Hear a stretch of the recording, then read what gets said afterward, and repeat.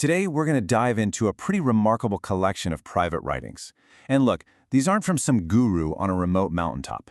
They're from a guy right in the thick of modern life, and they reveal this raw, often hidden struggle that's really at the heart of a profound spiritual journey. So, yeah, let's get into the story. When you picture a spiritual path, what comes to mind? Is it like peaceful meditation, calm reflection, a sense of quiet bliss? That's the common image, right? But as we're about to see, that's not the whole picture. Not even close. Because sometimes the path to enlightenment isn't about just finding peace. It's about wrestling with absolute chaos. It's a desperate internal battle. And that's exactly the story we find in these writings. And here's our guide, Yogani, not as some distant teacher, but in his own words, as a busy householder, a career person. Basically, someone just like us, but he's already more than 10 years into a serious daily practice. This isn't theory, this is what it's actually like on the ground. Okay, so to really get the depth of his transformation, we first have to understand the man himself. We've got to look at the very ordinary life that set the stage for such an extraordinary inner journey. What's so wild about this is how normal it all is. Born in New York, married, raised 3 kids down in Florida, he literally calls his life pretty ordinary, full of the same kinds of struggles we all deal with. There's nothing here that screams spiritual master, which honestly makes what happens next so much more powerful. And listen, this journey did not happen overnight. He starts his daily practice back in the early 70s, but it's not until the 80s that he enters this crucible. He calls it the middle years. And notice the gap here. It takes another, 15+ years before he even begins his public teachings, all of which are built on the insights that were forged in that incredibly difficult time. So this all builds to the core conflict, and this is where the story gets really, really compelling. He was living this deeply divided life. Completely torn between 2 different realities. So on one side, you've got his worldly life. He's caught up in what he calls greed-driven endeavors and egotistical living.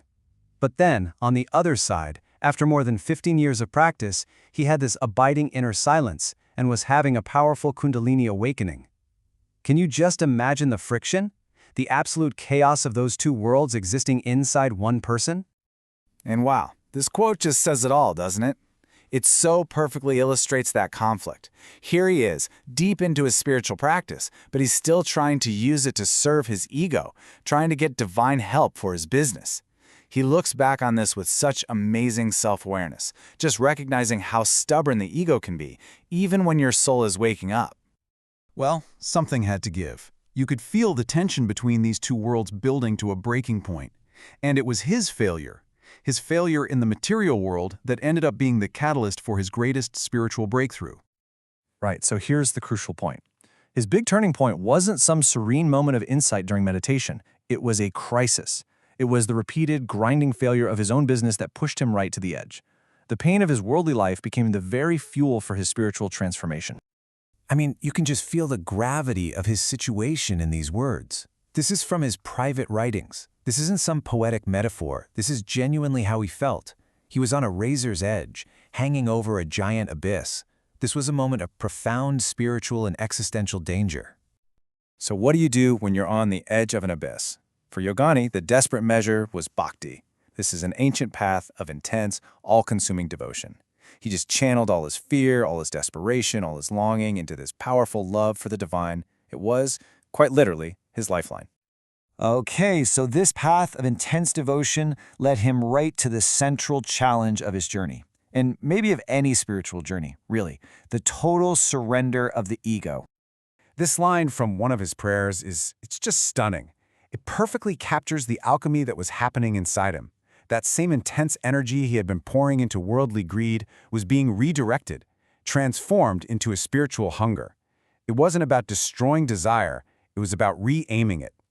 Now, what's so fascinating is that he breaks it down into a clear process. Surrender isn't just about, giving up. No. First, through practice, you have to establish that silent inner witness. Then, from that quiet place, you can finally see the ego for what it is, an object, not you. And once you see that, and you see that the divine is way more fulfilling, only then can the ego willingly choose to let go. It's a choice, not a defeat. And this, right here, might be the biggest takeaway. He suggests that this whole difficult, multi-step process of surrender, well, that's maybe the only real task there is. get this right, and everything else just falls into place. So what happened after he crossed that abyss? What came after the surrender? Well, this is where his private pain transforms into this massive, incredible resource for the public. So those prayers and poems, the ones he called his self-indulgent writings from his messy time, they weren't an endpoint. They were the source, the absolute wellspring from which all of his future, globally recognized teachings would flow. And just look at the scale of that outpouring. We're talking about nearly 1,000 detailed lessons on spiritual practice. This wasn't just some small insight. It was like a floodgate opening, releasing this torrent of wisdom that was born directly out of that period of intense personal struggle. His perspective on this is just so profound. After surrendering his ego, he didn't see this wisdom as his own anymore. He felt it came through him, not from him.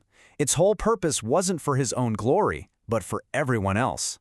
And this is how he ends the introduction to this deeply personal book, with this powerful, empowering reminder. After sharing his entire, messy, difficult journey, he turns it right back to us. The ultimate teacher, the ultimate guide, it's inside you. Which leaves us with a final thought, right? Yogani's story shows us that our deepest breakthroughs so often come from our most difficult struggles. It really makes you wonder what messy middle in your own life right now might just be the raw material for your greatest turning point.